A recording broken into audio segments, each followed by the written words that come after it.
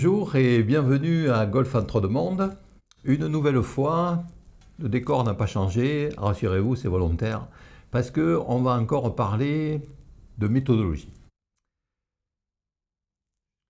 Lorsque l'on apprend à jouer, ce n'est pas tout de suite que l'on sait si l'on a envie de faire de la compétition ou pas.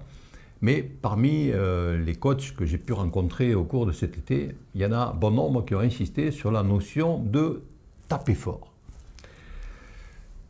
Ceux qui me connaissent savent qu'effectivement, pour le coup, c'est pas mon fort. Mais force est de reconnaître que les grands joueurs envoient très loin leur balle pour pouvoir être le plus près possible du green. Et dans l'histoire, on peut regarder par exemple celui qui m'a le plus impressionné, Justin Johnson, qui tapait très fort, va voir Butch Harmon, et Butch Harmon et son fils lui disent l'important c'est de toucher le drapeau quand tu es à 80 mètres, et si tu le mets dans le fond en 2 coups, ça sera mieux que de le faire en 3. Il s'est repositionné et aujourd'hui, chaque fois qu'il part, il est susceptible de gagner.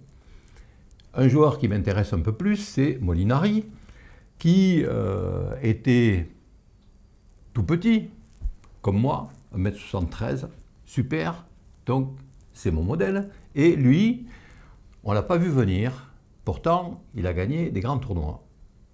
Quand on regarde ses statistiques, qu'est-ce qu'on voit? Précision, putting, tout ça c'est resté relativement stable depuis longtemps, mais depuis 5 ans, tous les ans, au drive, il gagne 5 mètres. 4 x 5, 20. Les clubs de précision sont tombés. La possibilité de gagner quelques trous et quelques coups, et du coup, des trophées. Voilà pour l'exemple. Ce qui me gêne, c'est que quand on dit à un jeune enfant qu'on va le faire frapper, sans ajouter parmi la trilogie du golf, qui sont quand même 3 éléments fondamentaux, la puissance avec la vitesse, la direction pour ne pas aller dans les châchis à chaque coup, ce qui me saoule quand je joue avec un certain nombre de mes copains, où on va chercher les balles dans tous les coins, et évidemment la précision. Personnellement, je considère que vitesse et précision sont 2 éléments fondamentaux et qu'il faut maîtriser les 2 en même temps. C'est-à-dire que quand on dit qu'il faut taper fort, je suis d'accord qu'il faille aller le plus loin possible, donc donner le maximum de vitesse à la tête de club pour donner l'énergie à la balle d'aller le plus haut et le plus loin possible. Je suis d'accord qu'il faut travailler au fur et à mesure que l'on progresse, que l'on travaille le swing pour envoyer les balles exactement comme il faut, parce que dans le golf de haut niveau d'aujourd'hui, les parcours sont préparés de telle sorte qu'il est extrêmement compliqué d'arrêter la balle où l'on veut. Donc tout ça, c'est du travail sérieux, qui est un travail de professionnel, qui est un travail de joueur de haut niveau, de haute qualité, et que, effectivement, il faut s'y intéresser. Mais pour la moyenne des joueurs, quand on sait que globalement la moyenne est de 56 ans, il m'arrive, alors que j'ai 71 ans, d'arriver sur des parties où je suis le plus jeune. Qu'est-ce qu'on en a à faire de taper fort? Tout le monde veut taper fort. Et moi, je suis un fan du petit jeu. C'est ce qui me permet d'être encore compétent dans ce que je fais et surtout content de ce que je produis. Ça n'est pas de la gloriole, c'est simplement que ça me permet de me respecter. C'est-à-dire quand je vais sur un parcours de golf, j'y vais pour me faire plaisir et avec le jeu que j'ai, j'y arrive. Mais qu'est-ce que j'ai fait? J'ai favorisé le petit jeu. Ce petit jeu, je me rends compte, et je vous l'ai dit il y a déjà 2 cassettes, quand j'ai constaté ce qui se passait sur le championnat d'Europe universitaire, quand je regarde les petits jeunes qui s'amusent en compétition dans Born for Golf, eh bien je constate que le petit jeu est laissé de côté. Je sais que ça n'est pas marrant de s'occuper du putting, que des gens qui ont fait des efforts importants en région parisienne pour mettre des systèmes avec des lasers qui vous donnent le terrain, la position, la ligne pour tourner. Il n'y a pas beaucoup de monde qui vient s'entraîner. Mais c'est comme ça. C'est parce que, quelque part, le putting n'est pas forcément enseigné. Mais dans la logique du jeu, on sort quand même 36 fois le putting lorsqu'on est en régulation, sur chacun des trous. Puisque on va s'occuper, on dit en régulation 3 coups, un coup sur le green, 2 coups pour mettre au fond du trou. Donc le putting est important. Si l'on veut attaquer une partie, il faut réduire le nombre de putts.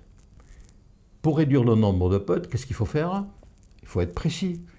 Si chaque fois qu'on est à 80 mètres du trou, au lieu d'être à 8 mètres, on est à 2 mètres, voire moins, on a plus de chances de faire un birdie.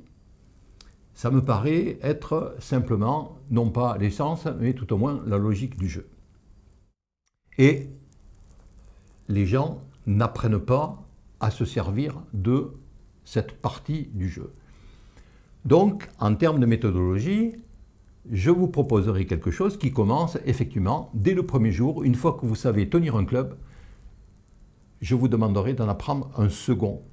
Le premier, c'est pour envoyer la balle, et le second, pour putter.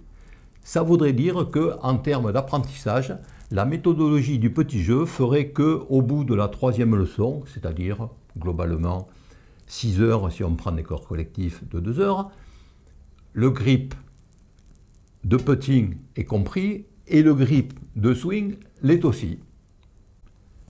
Je regrette que dans certains cas, comme je l'ai vu encore dernièrement, on vienne au bout de 2 ans dire qu'on ne peut pas être adroit parce qu'on n'a pas le bon grip.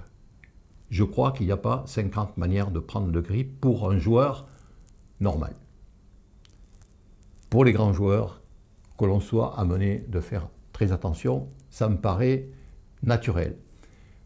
On ne confie pas 1 ou 2 chevaux à un pilote de course et il apprend le travail de pilote de course. Donc, cette partie-là fait que je trouve que c'est une hérésie d'apprendre à taper fort tout de suite chez les enfants. Pourquoi, en même temps, ne pas insister sur la précision? Parce que sur la précision, à partir du moment où on l'a très jeune, on l'aura jusqu'au bout. Prenons le cas d'un musicien. On va lui faire faire un certain nombre de variations. Et pourquoi dans le golf il n'existerait pas? Ces variations vont lui permettre de forcer une note, et puis de mettre un moderato, de mettre un andante quelque part. Et c'est la même chose au golf. On ne va pas frapper de la même façon pour faire un chip à 5 mètres qu'un wedge à 30 mètres. Et qu'entre 40 mètres, 50 mètres, 60 mètres et 80 mètres, le geste de wedging avec le choix du club que l'on fait ne va pas être non plus le même. On va mettre des nuances. Et tout ça, c'est quoi? C'est du petit jeu. Et on ne s'en occupe pas. Alors qu'on va s'occuper des coups de fer complet, on va s'occuper du drive, parce que c'est fun, c'est vrai, il faut le drive. Mais en vérité, si on s'amusait sur un parcours à jouer avec 3 clubs, que des fers, qu'un seul fer, un chip et un chipper, et puis un putter, peut-être que le score ne serait pas si différent que ça lorsqu'on a tout le sac. Et peut-être qu'on gagnerait du temps aussi en partie parce qu'on n'a pas le temps de choisir le club, puisque en fait, quand on n'a que 3, on n'a pas le choix. Voilà des choses que je mets à votre réflexion et qui sont à l'intérieur de la méthodologie que je finirai par vous présenter au complet. Il suffit simplement d'être un peu patient et de vouloir bien m'écouter. Je vais insister parce que je crois que c'est un certain nombre d'informations qui peut-être n'intéressent pas ceux qui savent déjà jouer, mais mon souci c'est de faire venir d'autres joueurs et de les inviter à commencer à travailler. Je vous ai dit que cela, je leur apprendrai à visualiser, je les inviterai à visualiser à la fois dans leur préparation et dans leur jeu. Je vous garantis, j'ai fait ça, j'avais pas le temps de m'entraîner, je l'ai fait et ça a marché. Pas meilleur que les autres, ils vont savoir faire à partir du moment où on leur a expliqué. Donc c'est ce sur quoi je vais insister. Je vous l'ai dit, si vous voulez progresser, intéressez-vous aux petits jeux. Petit, passez-y un peu de temps. Si vous n'avez que peu de temps pour vous entraîner, visualisez, imaginez les meilleurs coups que vous avez déjà réalisés. Insistez avec eux, passez-les dans une journée et vous verrez que entre votre dernière partie, votre dernier entraînement et celui qui va suivre, vous n'aurez pas perdu de niveau. Dans votre semaine, vous pouvez être dans votre bureau, dans votre voiture et vous pouvez vous entraîner si vous apprenez à visualiser. Je sais qu'il y a un certain nombre de gens qui ne peuvent pas le faire, globalement 30%. Mais à ce moment-là, il y a des mots qui peuvent être des mots-clés et sur lesquels on pourrait également insister. J'ai déjà fait ça avec un certain nombre de tests que j'ai pratiqués parce que, effectivement, avant de venir vous parler, j'ai aussi obtenu quelques résultats. Voilà ce que je voulais vous dire aujourd'hui. N'oubliez pas de vous abonner. Un certain nombre de stages vont être proposés. Comme je vous l'ai dit, je ne serai pas seul pour y passer, mais je vous propose de vous y intéresser si vous voulez progresser. Je vous remercie de m'avoir écouté et je vous dis à la prochaine fois.